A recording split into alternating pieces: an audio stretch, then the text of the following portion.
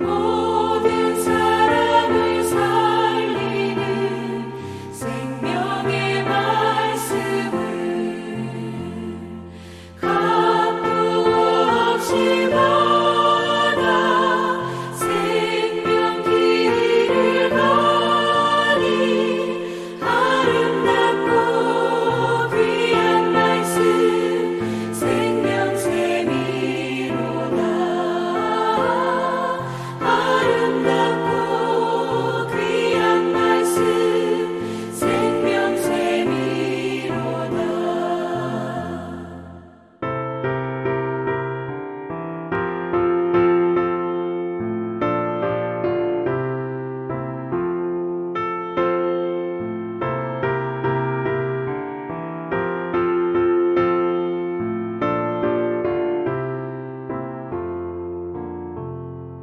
널리 울리어 퍼지는 생명의 말씀은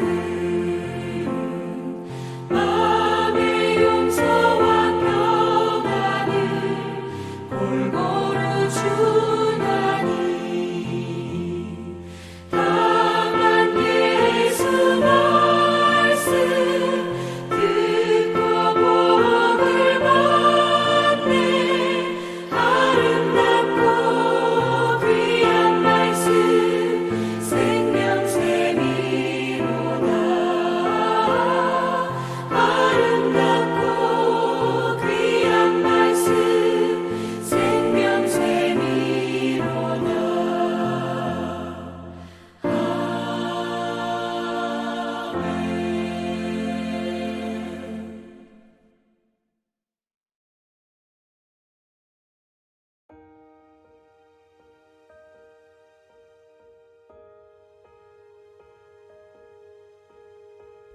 왕이 보내 유다와 예루살렘의 모든 장로를 자기에게로 모으고 이에 왕이 여호와의 성전에 올라가매 유다 모든 사람과 예루살렘 주민과 제사장들과 선지자들과 모든 백성이 노소를 막론하고 다 왕과 함께 한지라.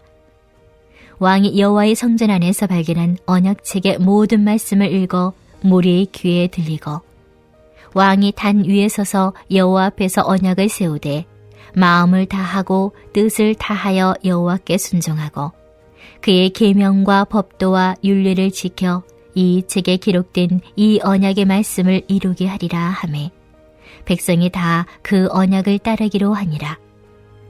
왕이 대제사장 hil기야와 모든 부제사장들과 문을 지킨 자들에게 명령하여 바알과 아세라와 하늘의 일월 성신을 위하여 만든 모든 그릇들을 여호와의 성전에서 내다가 예루살렘 바깥 기드론 밭에서 불사르고 그것들의 재를 베델로 가져가게 하고 옛적에 유다 왕들을 세워서 유다 모든 성읍과 예루살렘 주위의 산당들에서 분향하며 우상을 섬기게 한 제사장들을 폐하며 또 바알과 해와 달과 별대와 하늘의 모든 별에게 분향하는 자들을 피하고 또 여호와의 성전에서 아스라 상을 내다가 예루살렘 바깥 기드론 시내로 가져다 거기에서 불사르고 빻아서 가루를 만들어 그 가루를 평민의 묘지에 뿌리고 또 여호와의 성전 가운데 남창의 집을 헐었으니 그곳은 여인이 아스라를 위하여 휘장을 짜는 처소였더라. 또 유다 각 성읍에서 모든 제사장들을 불러오고 또 제사장이 분향하던 산당을 게바에서부터 부엘세바까지 더럽게 하고 또 성문의 산당들을 헐어버렸으니 이 산당들은 그 성읍의 지도자 여호수아의 대문 어귀 곧 성문 왼쪽에 있었더라. 산당들의 제사장들은 예루살렘 여호와의 제단에 올라가지 못하고 다만 그의 형제 중에서 무교병을 먹을 뿐이었더라. 하나님께서 사랑하시는 우리 안디옥교회 성도님들, 잘 주무셨습니까? 오늘도 우리를 택하사 우리의 예배를 받으시고 또 우리를 통하여 하나님의 나라를 이루어 가시는 우리 하나님께 감사와 영광을 올려드립니다. 오늘 본문의 내용의 핵심은 개혁입니다. 여러분, 개혁이 무슨 뜻일까요? 사전적 의미는 새롭게 뜯어 고친다라고 하는 뜻입니다. 비슷한 의미로 개조라는 말이 있죠. 여러분, 재건축할 때 이 재건하다는 의미도 개혁과 비슷하게 사용되는 의미입니다. 우리가 흔히 쓰는 부흥이라는 말의 의미도 쇠퇴하던 것이 다시 일어나는 것을 의미하기 때문에 숫자가 불어나는 것만이 부흥이 아니고 꺼져가는 믿음의 불씨가 살아나고 하나님 말씀에 바로 다시 일어서는 것을 부흥이라고 할 수 있기 때문에 이 부흥은 개혁과도 일맥상통한다, 이렇게 말할 수 있겠습니다. 그렇기 때문에 이 개혁이라고 하는 것은 쉬운 것이 절대 아니고요. 새로운 각오와 다짐, 그리고 피나는 노력이 필요한 것이고 하나님의 은혜가 있어야만 하는 것입니다. 만약 개인이 아닌 공동체를 개혁한다면 많은 사람들이 힘을 모아 줘야 되는 것이고 또 개혁을 선도하는 리더의 개혁 의지에 잘 따라줘야 이 개혁이 이루어지는 것입니다. 여러분, 유재석 씨, 아니 트로트 가수 중에 유산슬 씨의 노래 중에 사랑의 재개발이라는 노래가 있습니다. 싹 다 갈아엎어 주세요. 머리부터 발끝까지 모조리 싹 다 갈아엎어 달라. 여러분, 벼농사 지으시는 분들은 잘 아시겠지만 모심기 모내기를 위해서는요, 먼저 땅을 갈아엎고 로타리를 쳐야 합니다. 그냥 굳어진 곳에는 뭐를 심을 수 없기 때문이죠. 마찬가지로 이렇듯 개혁은 갈아엎어서 새롭게 심고 새롭게 고치고 새롭게 세우는 것이 바로 개혁입니다. 그렇기 때문에 마음만 먹어서는 절대 안 되고요. 그 마음 먹은 대로 행동이 이루어지고 그것이 습관이 되고 삶에 적용이 되고 해야 비로소 이 변화와 개혁이 이루어지는 것입니다. 그래야 그 개혁된 삶의 토양에서 믿음이 잘 자라고 성령의 열매가 맺는 것이죠. 오늘 본문은 요시야 왕의 개혁을 다루고 있습니다. 요시야 왕이 신하들과 대제사장을 시켜서 성전을 고치던 중에 하나님의 말씀이 발견되었습니다.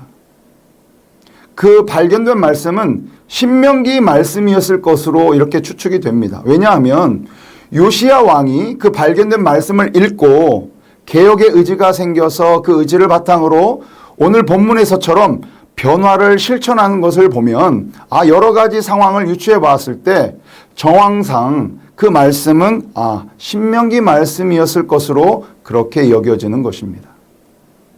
오늘 본문의 말씀을 통해서 요시야의 언약 갱신과 우상 철폐, 소위 요시야의 개혁이 어떻게 이루어졌고 또 오늘날 우리의 신앙생활에도 어떠한 개혁들이 왜 필요하고 중요한지 그것을 깨닫고 적용했으면 좋겠습니다.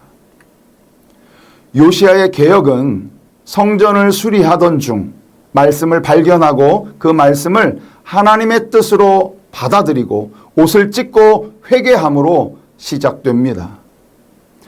이처럼 개혁은 성경의 말씀을 하나님의 말씀으로 받고 순종함으로 시작되는 것이지요.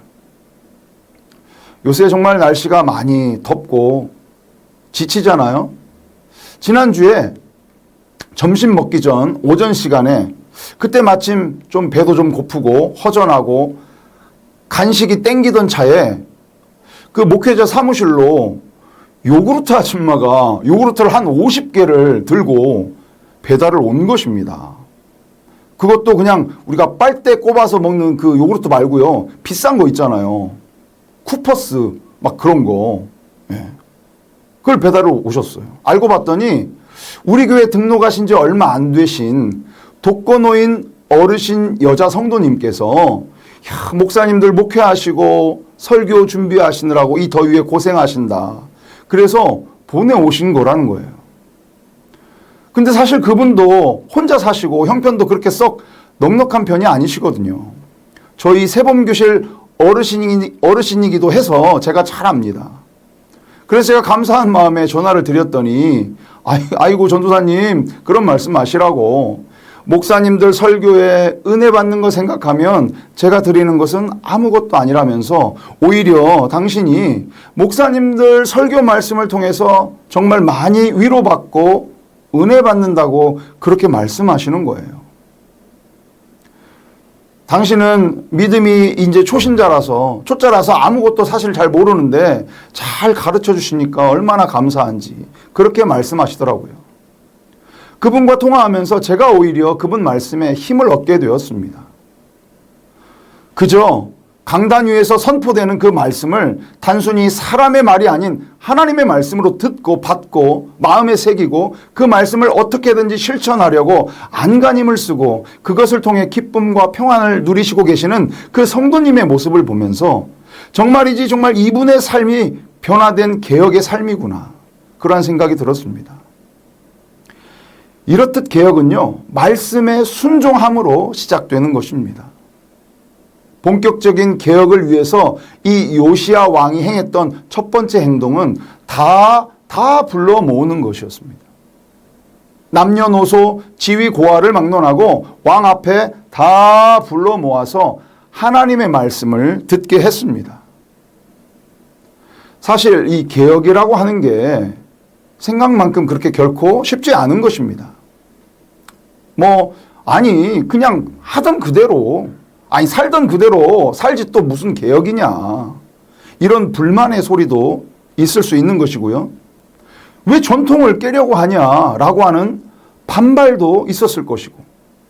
그렇기 때문에 더더욱 이 요시야 왕의 개혁이 이루어지고 성공할 수 있었던 것은 하나님의 은혜요. 또 강력한 왕의 지위와 권력, 그 영향력이 있었기에 가능한 것이었습니다. 왕이 큰맘 먹고 순종하고 결단하고 밀어붙였기에 가능한 것입니다. 그래서 저는 바라기는 우리의 다음 세대들, 주의 청년들이 높은 꿈을 꾸고 왕처럼 영향력을 행사할 수 있는 그러한 자리에 좀 올라갔으면 좋겠어요. 그래서 믿음을 잘 지킬 수 있는 그러한 세상에 좋은 법도 좀 만들고 평화 정책도 좀 만들고 세상을 좀 올바르게 변화시킬 수 있는 그런 발판과 기틀을 좀 만들고 했으면 좋겠어요. 자신의 부와 명예와 권세를 얻기 위해서 성공만을 위해서 꿈을 이루는 것이 아니고 높은 위치에 올라가서 부정과 부패를 끊어내고 바로잡고 하나님의 의를 올바르게 실천할 수 있는 그러한 개혁적인 일을 우리 다음 세대들이 좀 해냈으면 정말 좋겠습니다. 요시야가 모든 백성들을 모이게 하고 개혁을 위해서 두 번째로 한 행동은 모든 말씀을 읽어서 백성들의 귀에 들리게 합니다. 그리고 하나님 앞에서 새 언약을 세웁니다.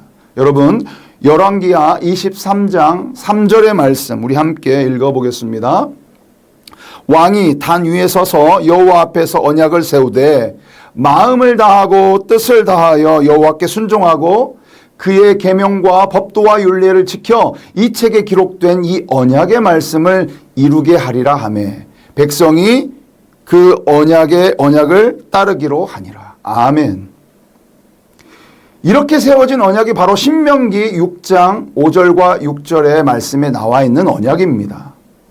신명기 6장 5절과 6절의 말씀, 우리가 잘 아는 말씀 제가 한번 읽어보겠습니다. 너는 마음을 다하고 뜻을 다하고 힘을 다하여 내 하나님 여호와를 사랑하라. 오늘 내가 내게 명하는 이 말씀을 너는 마음에 새기고. 아멘. 신명기의 말씀을 하나님의 말씀으로 받고 이 말씀대로 따르기로 온 백성이 결단하고 순종합니다. 여러분, 우리 모두는 이 요시야 왕과 유다 백성들처럼 단위에서 목회자를 통해 선포되는 그 하나님의 말씀을 따르기로 결단하고 순종해야 합니다. 그 결단과 순종에는 마음과 뜻과 온 힘을 다하여야 합니다. 하나님 여호와를 사랑하라는 것은 바로 우상을 버리고 양다리 걸치지 말고 오직 하나님 말씀만 순종하라는 것입니다. 개혁은 처음에 말씀드린 대로 새롭게 뜯어 고치는 것인데 이 개혁하면 우리 기독교에서는 종교개혁을 떠올리지 않을 수 없죠. 1517년 마틴 루터가 비텐베르크 성당에 95개조 반박문을 붙임으로써 개혁의 불씨를 당겼습니다. 그때 이 마틴 루터가 내걸었던 5대 강령이 오직 믿음, 오직 은혜, 오직 예수, 오직 성경, 오직 하나님께만 영광, 이 5가지였습니다. 이렇듯 개혁은 오직 유일하신 하나님 한 분께만 예배드리고 그분만 찬양하고 그분만 섬기고 그분의 말씀에만 순종하며 그분만 사랑하는 것이 개혁인 것입니다. 요시야가 개혁을 위해서 마지막으로 한 3번째 행동은 바알과 아세라 그리고 달과 태양신에게 제사하기 위해서 만들고 사용했던 모든 그릇들, 그 집기들을 다 내다가 불사르고 그 재를 베델로 가져가는 것이었습니다. 놀라운 사실은 요시야 왕이 여호와 보시기에 정직히 행하고 다윗의 모든 길로 행하고 좌우로 치우치지 아니하였던 왕인데, 그런 왕이 다스리던 그 시대에도 성전을 수리하고 율법책을 발견하기 전까지 여호와의 성전에 버젓이 우상숭배의 집기들이 있었다는 것입니다. 겉으로만 하나님을 섬긴다 하였지 완전히 개혁이 이루어지지 않은 그러한 상태였음을 알 수 있는 것입니다. 정말로 충격적인 것은 여호와의 성전 가운데 우상에게 제사하며 음행하던 그 남창의 집도 있었다는 것입니다. 그렇다면 요시야는 왜 이 우상과 우상에 사용되었던 모든 집기들을 부수고 불사르고 베델로 가져가고 또 빻아서 가루를 내어서 왜 평민의 묘지에 뿌렸을까요? 베델은 하나님의 집이라는 뜻입니다. 우상의 재를 하나님의 집으로 가져갔다라고 하는 것은 결국 하나님만이 천지 우주 만물을 창조하신 위대하신 유일신임을 나타내 주는 것이고, 우상을 아예 형체를 알 수 없도록 빻아서 죽음을 상징하는 그 묘지 위에, 그것도 평민의 묘지 위에 뿌렸다는 것은 그동안 섬겨왔던 우상들은 섬김의 대상이 아니고 당시 사람들은 죽은 시체를 부정적으로 여겨왔듯이 묘지에 뿌리는 것은 다시는 우상을 만지지도 쳐다보지도 말아야 할 그러한 대상이라고 하는 것을, 우상 숭배를 근절하겠다라고 하는 그러한 단호한 의지를 보여주고 있는 것입니다. 여러분, 신약에 와서 바울 사도는 고린도 교회에 편지하면서 바로 성도 자신이, 성도 한 사람 한 사람이 거룩한 하나님의 성전이라고 말하고 있습니다. 고린도전서 3장 16절의 말씀입니다. 너희는 너희가 하나님의 성전인 것과 하나님의 성령이 너희 안에 계시는 것을 알지 못하느냐. 이 열왕기 시대에 하나님의 성전에까지 우상이 들어와 있고 심지어 남창들이 머무는 그러한 곳이 자리 잡고 있었으니 이 얼마나 난잡한 신앙생활입니까?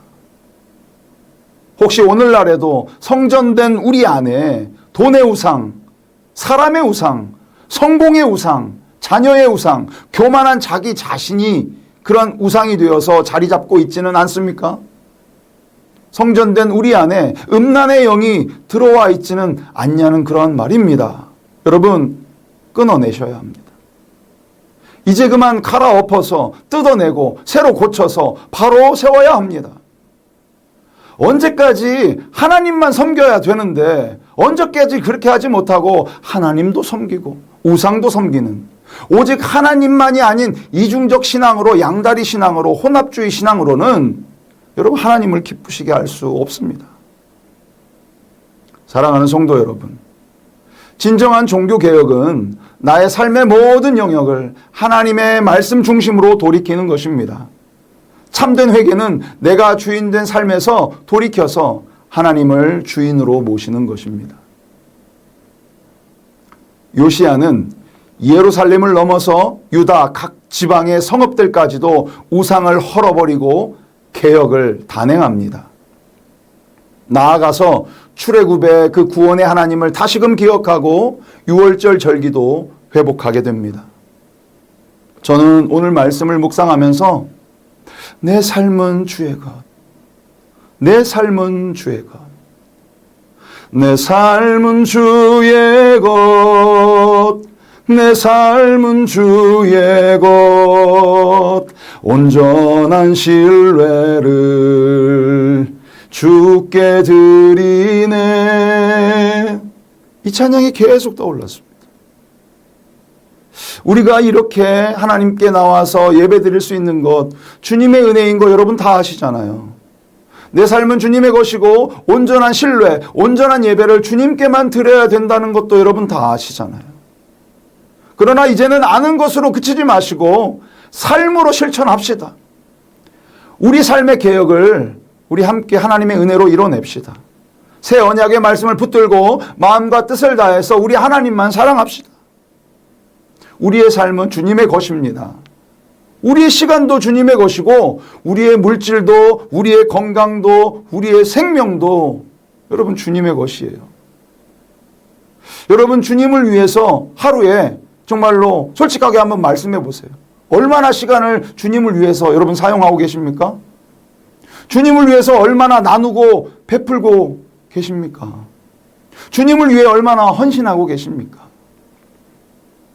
오늘 우리에게 주신 말씀 여러분 마음에 새기고 우리의 삶을 돌아보면서 오늘 하루 다짐하는 것으로 그냥 그치는 것이 아니라 요시야 왕처럼 결단하고 모든 우상을 파하고 하나님께 온전한 예배자로 바르게 설 수 있기를 여러분 주님의 이름으로 축복합니다. 아멘. 오늘 우리에게 주신 말씀을 여러분 기억하면서 우리 함께 기도하겠습니다.